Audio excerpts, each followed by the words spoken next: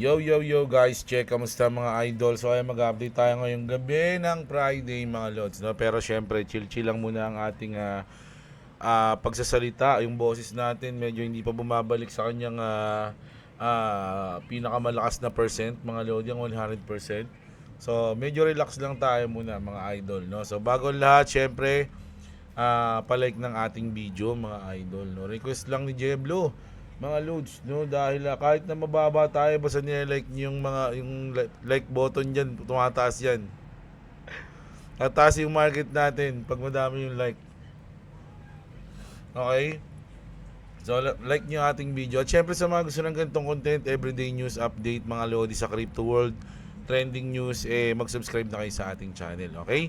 So yan, mag-update na tayo ngayon. All right, all right, all right mga lods, no? So unahin na natin ang ating dito. Ito medyo legit to mga lods, no? Tinanong natin si Grok, talagang I don't know kung anytime mangyayari na. Pero abangan natin. Sabi kasi dito mga lodi, breaking.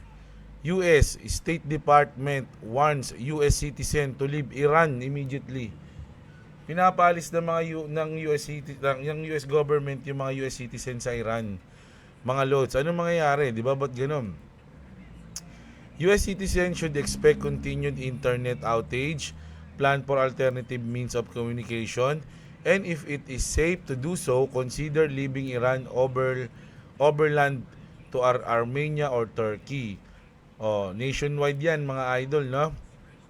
Action to take, leave Iran now. Develop a plan to leave Iran that does not rely on US government assistance. Flight cancellations and disruptions are likely to occur without prior notice. Check directly with your airline for the latest updates. If you are unable to leave, seek shelter in a safe location within your residence or another safe building. Keep a stockpile of food, water, medication, and other essential supplies. Avoid demonstrations, exercise caution, and be aware of your surroundings. Minor local media for the latest news. So, eto mga idol, yung mga US citizen, sinasabihan na ng government na magsialis na kayo dyan. Kung hindi kayo makakaalis, magsitago na kayo, mag-ipon na kayo ng inyong mga pagkain, gamot, lahat-lahat. Bakit nila sinasabi yun mga idol? Mukhang meron ng mangyayari, mga lods, no? Mukhang nakapag-desisyon na si Daddy Trump, mga idol, kung anong gagawin niya sa Iran o sa Anatoly regime, no? Yung rehime ni Ali Khamenei, kung anong gagawin niya ron, mga lods, no? Kaya grabe to, mga idol. Kaya yung market, niisip ko, actually naka-recover ngayon yung market, mga lods, ha.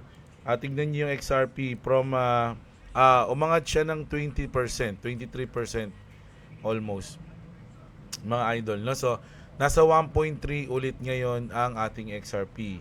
So medyo nakaka-recover siya ngayon, pero just ano lang, mag-ingat lang din ulit mga idol, no? Nako, paldo yung tropa ko, dito naka-position yun sila eh. Kanina, naka-position sila sa baba sa 60, 50 something. Ayan, dito sila sa 60. 59 to 60, iniinggit niya ako eh. Sabi ko, profit naman yung bodega ko ngayon. Kasi nakapag-bodega naman ako dito sa banda. Ayan dito ako nakapag-bodega. So, okay lang. Pero in the back of my mind, nagsiselos ako. Syempre, trader ako sayang eh. So, pero okay lang mga lods, bodega naman yung nilagay natin dyan. At ayun na nga mga idol, no? Pinag-iingat na yung mga US citizens sa Iran. Ako, delikado to mga lods, no? Hindi lang, ito rumored lang to Hindi pa to legit, no? Kumbaga, China urge its citizens to leave Iran immediately. Something major is about to happen in Iran. Pati yung Chinese. Rumored lang to, mga idol. Hindi sumasagot si Grok pag tinatanong natin, no? So, ayan. Tapos, eto naman. Grabe. Ang tapang mga lodi ng mag-asawa, no? Dahil nga lumabas yung Epstein file, Hillary Clinton responds to the summons for her and her husband to testify before Congress regarding the Epstein scandals by saying, grabe to, ito totoo to mga lodi. Sinabi talaga to ni Hillary Clinton. Tama ba Hillary ba? O yan, si Hillary Clinton. Kasi pinapasomon sila sa mga files eh. Sabi niya, mga lods, tapang mukha talaga siyang kalaban, no? Mga lods, no? Sipin nyo, umiilaw yung mukha siyang kalaban. Villain, mukha siyang villain. Sabi niya mga lods, oh, let's stop the games. If you want this confrontation, let it be in public, in front of everyone. Sabi niya mga lods, no? Either mutual silence or total scandal. Ready na silang harapin yung kanilang mga kademonyoan. Everyone is involved. Sabi niya yun, everyone is involved. And everyone can be burned. Either the settlement or the Samson option, no? So, ayan mga lods, no? Nako. Kasi tinanong dito, totoo ba yan? Are the statement correct? Sabi ni Grok. Yes. The statement attributed to Hillary Clinton is accurate. She posted on X, let's stop playing games. If you want this confrontation, let it be in public, demanding a public session in the Epstein investigation. So grabe, ang tapang niya. It's either wala siyang kasalanan o gusto niya na rin isalathala lahat ng mga nangyari doon. Mga idol, ano sa tingin nyo? No? Grabe yung nangyari doon mga idol.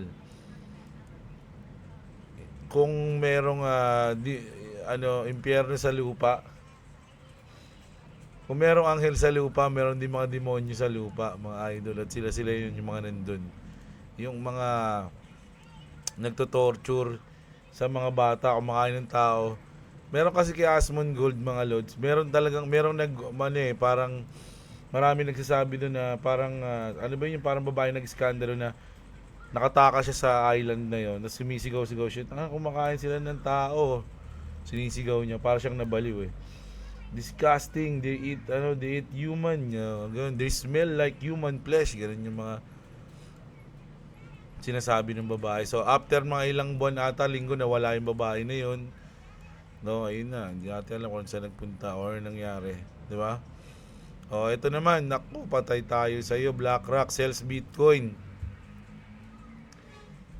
BlackRock sells Bitcoin worth $175 million, mga lodi. Grabe to.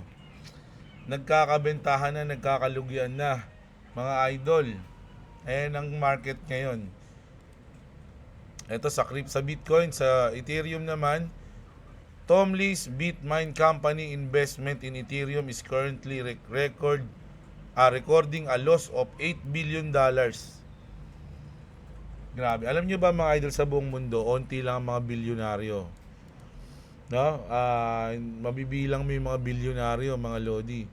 Tapos yung company niya, 8 billion yung talo.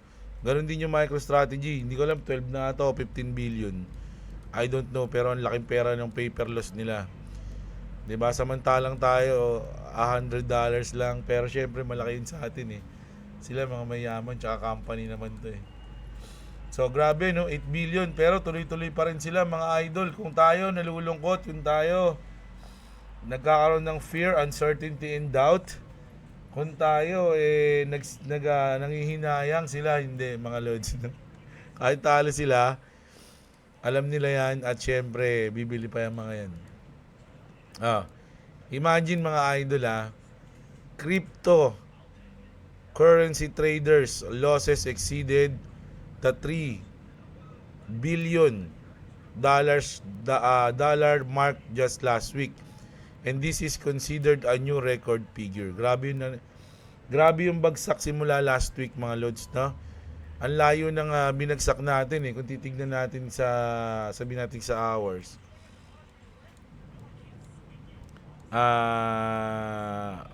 January February 1. Dito. Nasa 1.6 tayo mga idol eh. Dito. Ang binagsak natin, halos 32%. Sa XRP to Sa sa Bitcoin, hindi ko alam eh. Grabe yung pause ko, tumuloy na. Tumuloy na sa ubot tripon. Taragis na buhay to. No? Mahala sa uso. Nadamay pa ako sa uso Noong mga nakaraan, dahil nagkakasakit sa mga tropa ko eh. Katrangkaso, mga kilala ko. Sabi ko, ba't hindi ako nagkakasakit? Nabati ang putik yan. Okay. So, ayan grabe, no? Tapos, ito naman, mga Lodi, no? Ito, nakakatakot din to, mga Lodi. Hindi natin alam kung totoo to. Kasi ayon sa files, an astonishing order, according to the Epstein email, mga Lodi, the gold in the Fort Knox is completely missing. Ayun yung dating binabaka pa ng Payat Money. Ngayon, wala na daw, mga Lods, no? Hindi nila alam kung merong laman o wala. Kasi nung nakaraan, alam ko, nung ni-report na bubuksan niya ni Trump, di ba? Hindi naman wala namang follow-up news pagdating doon. Di ba? Alam ko, bubuksan nila yun. Siguro hindi rin nila binuksan o nabuksan na nila o napasok na nila at nagulat sila na walang laman at natakot sila na baka magkagulo yung US pag sinabi nilang walang laman yung gold. Yun, di na lang nila sinabi, no? Grabe yun, Eto, isa pa to, mga idol. Ang laki ng talo na ito. Mga Lods, breaking new Justin. Hindi pala siya talo. Baron Trump sell 2,600 BTC worth of $284.92 million. In a surprising move shaking up the crypto world, Baron Trump, the youngest son of former US President Donald J. Trump, has reportedly sold 2,600 Bitcoin, valued at approximately $284 million. So, nagbenta si Baron Trump, mga idol, no? So, sabi dito, is Bitcoin heading to 50,000? Mga Lodi. Naku, grabe yan. Ang daming mga, pag bumababa yung market, ang daming mga nagpipredict, yung mga magagaling na bababa pa yan ng 40, bababa pa yan ng 30, bababa pa yan ng 38, 28. Pero kapag lumilipad naman yung market, ganun din. Marami rin nagpipredict ng mga bida. Lilipad pa tayo ng 200k, 250k, pero di naman umaabot dun. Ganun din dito habang bumababa. Maraming magpipredict dyan ng mas malalim, pero baka hindi umabot dun, mga idol, no? Baka lang, no? Kasi kahit nasabihin nating bumabayan ng 50k, marami pa rin magpipredict dyan, naku, aabot na to ng 25k, 20k. Pero hindi na aabot dun, di ba? Nasa rules natin yan eh. Hindi mo matitsempohan o matatimingan kung saan ang bottom, vice versa sa top, mga Lods. Hindi mo rin matitsempohan yung top. Ganun. Diba? Kaya huwag kayo masyado maniniwala sa mga napapanood nyo. Na hanggang dito, hanggang dyan, hanggang ganito, hanggang ganun. Mag-DCA kayo. DCA pababa, DCA pataas. Ganun. So, ito na. Nako. Isa tong napakamasamang balita pagdating kay Trump, mga Lodi. Very important news. If the Democrats is in the House of Representatives get 2 additional votes, they will impeach President Trump before March 1. Sa tingin nyo, papayag kaya si Trump na ma-impeach siya, mga idol? Hindi ko alam kung ano yung batas dito sa impeachment sa US, mga Lodi. Pero kung mananalo yung maraming Democrats na mananalo sa midterm nila na botohan nila ngayong midterm, ayun yung marami nagsasabi nun na i-impeach nila si Trump, ng idol. At ano na nangyari sa ating batas? Wala na yung clarity. Alam nyo, kahit na ma-impeach si Trump, okay lang sa akin Di naman tayo Ang gusto ko lang, kaya ko siya gustong-gusto kasi pro-crypto siya at makakatulong siya makapasa ng mga batas pagdating sa crypto. Magkaroon tayo ng clarity. Yung batas lang na yun, mga Lods, napaka-importante ng Clarity Act. Sana mapasa yun. Kung may impeachment si Trump, sana mapasa nila muna yung Clarity Act, mga Lods. Diba? Kasi yung pag may batas na ganun, okay na yun mga idol eh. Meron na tayong susundin eh. Kaya lang wala pa rin mga lodi. Pag ito na impeach tapos walang clarity act na naipasa, goodbye na mga lods. Balik tayo sa dati. Isipin nyo na lang hindi nanalo si Trump. Ganun na lang mangyayari dyan. Wala nang kalinawan dyan. Wild West uli. Oh, nako, ito na. Nako, di ba maraming nagsasabi na maraming may gusto at maraming nagsasabi din na babagsak ang MicroStrategy. Sabi dito, there's a lot of talk about Michael Saylor and that institutions are planning to bankrupt him. No, maraming gustong mabankrupt si Michael Saylor, mga idol. It's clear that many people don't even know who this person is in the first place. Sabi, hindi nyo kilala si Michael Saylor pagka ganyan ang iniisip nyo. Parang ganoon. Let me remind you, this is the same person who said, no one has ever invested in Bitcoin for 4 years and lost. And the same one who said, take profits every 4 years. Meaning, he understands the game much better than you and I do. Imagine mga idol sino yung gustong mabankrupt siya? BlackRock? Mga institution, mga bangko? Gusto siyang mabankrupt? Baka nakakalimutan nyo, di ba? Baka nakakalimutan nila mga idol. Ayaw nila sa Bitcoin nung una. Sila yung mga may ayaw sa Bitcoin. Galit sila sa crypto. Si Michael Saylor talagang Bitcoin maxi na. Tapos ngayon gusto nyo mabankrupt siya sa Bitcoin tas bibili kayo sa ilalim. Ano yun? Gusto nyo siyang isahan? Nung una nga ayaw nyo sa Bitcoin. Tas sa tingin nyo may isahan nyo siya mga lods. Ayun ang hindi ata daw mangyayari, sabi rito. Every single bear market, Michael sees Bitcoin price drop 40 to 50% below its average. If today's average is 75K, a 50% drop means around 37K. And not once has that ever been a problem for him. Because he's lived through the exact same scenario in every bear market. Pero masyado niya lang hinahype na lang si Michael Saylor, mga lord. Siguro crush niya si Michael Saylor. Kasi sa pagkakaalam ko, hindi pa siya per cycle pa lang to kasi alam ko bumili si Michael Saylor 2020 o 2021. Basta nung nag-pandemic, after ng pandemic, doon ko siya nakilala, doon siya bumili-bili. Parang ang bali-balita pa nga nun, may bagong tagahanga ang Bitcoin, si Michael Saylor.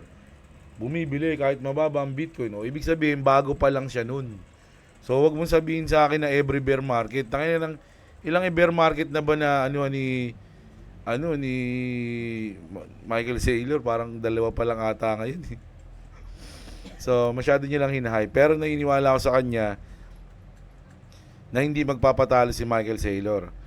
Remember 2022? O, di ba? 2022 pa yung sinabi niya. But kung matagal na si Michael Saylor, sabi niya, remember 2016? O, dapat gano'n. Kaya lang 2022. Kasi, ayun yung unang bear market ni Michael Saylor. When Bitcoin got close to 20K, people came out saying Saylor's loans are going to get liquidated and he'll sell. His response back then was shocking. He said, we can handle Bitcoin dropping all the way down to 3,000. Sabi niya, di ba? So all the talk going around today about Michael Saylor is coming from people who don't know his history and are most likely new to the market. Which is tama naman yun. Alam ko na hindi nila kilala si Michael Saylor. Matagal na siyang Bitcoin maxi. So, kung tatalunin nyo siya sa Bitcoin, mali kayo ng pinasukan na liga, mga idol. Ganun lang yun. Phone yan Phone ng mga maxi yan Papatalo ba yan? Diba? Sabayan nyo na lang siya. Huwag nyo siyang piliting talunin, mga lods.